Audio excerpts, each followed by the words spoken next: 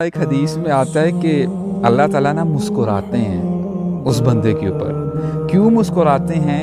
جو بندہ رات کو اٹھ کر نماز پڑھ رہا ہوتا ہے اور اللہ تعالیٰ سے کچھ مانگتا ہے، تو اللہ تعالیٰ نا مسکراتے ہوئے فرشتوں سے پوچھتے ہیں کہ یہ میرا بندہ کیا مانگ رہا ہے. اس نے اپنا بستر چھوڑ کے، اپنا آرام چھوڑ کے، اس نے ٹھنڈے پانی سے وضو کیا، میرے سامنے کھڑا ہوا، یہ چاہتا کیا ہے؟ تو فرشتے کہتے ہیں اے اللہ، یہ آپ کی رضا چاہتا ہے، یہ جہنم سے بچنا چاہتا ہے. تو اللہ تعالیٰ مسکراتے ہیں اس بندے کے اوپر. اللہ اکبر.